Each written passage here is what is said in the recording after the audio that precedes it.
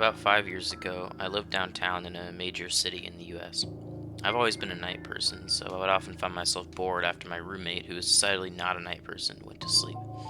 To pass the time, I used to go for long walks and spend the time thinking. I spent 4 years like that, walking alone at night, and never once had a reason to feel afraid. I always used to joke with my roommate that even the drug dealers in the city were polite. But all of that changed in just a few minutes of one evening. It was a Wednesday, somewhere between 1 and 2 in the morning, and I was walking near a police patrolled park, quite a ways from my apartment.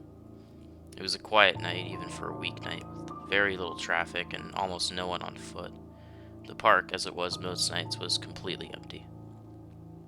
I turned down a short side street in order to loop back to my apartment when I first noticed him. At the far end of the street, on my side, was the silhouette of a man, dancing. It was a strange dance, similar to a waltz, but he finished each box with an odd forward stride. I guess you could say he was dance walking, headed straight for me. Decided that he was probably drunk, I stepped as close as I could to the road to give him the majority of the sidewalk to pass me by. The closer he got, the more I realized how gracefully he was moving. He was very tall and lanky and wearing an old suit.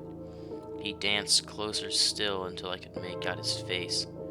His eyes were open wide and wild, head tilted back slightly, looking off at the sky. His mouth was formed in a painfully wide cartoon of a smile. Between the eyes and the smile, I decided to cross the street before he danced any closer. I took my eyes off of him to cross the empty street. As I reached the other side, I glanced back and then stopped dead in my tracks. He had stopped dancing and was standing with one foot in the street, perfectly parallel to me. He was facing me, but still looking skyward, smile still wide on his lips. I was completely and utterly unnerved by this. I started walking again, but kept my eyes on the man. He didn't move. Once I had put about half a block between us, I turned away from him for a moment to watch the sidewalk in front of me. The street and sidewalk ahead of me were completely empty. Still unnerved, I looked back to where he had been standing to find him gone. For the briefest of moments, I felt relieved, until I noticed him. He had crossed the street and was now slightly crouched down. I couldn't tell for sure due to the distance and the shadows, but I was certain he was facing me. I had looked away from him for no more than 10 seconds, so it was clear that he had moved fast. I was so shocked that I stood there for some time staring at him. And then he started moving towards me again. He took giant, exaggerated, tiptoed steps, as if he were a cartoon character sneaking up on someone, except he was moving very, very quickly. I'd like to say at this point I ran away or pulled out my pepper spray or my cell phone or anything at all, but I didn't. I just stood there completely frozen as the smiling man crept toward me.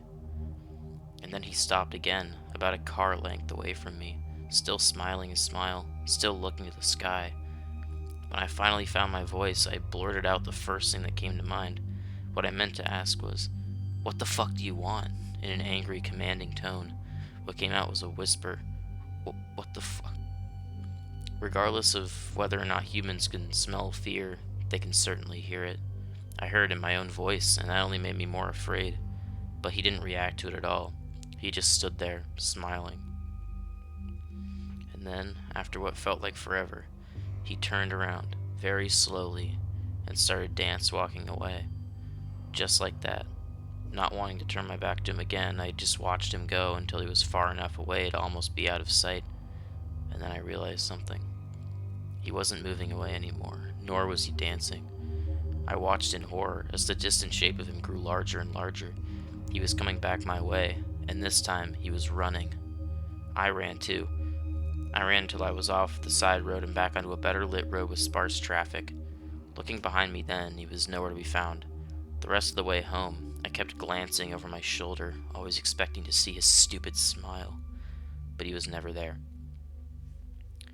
I lived in that city for 6 months after that night, and I never went out for another walk.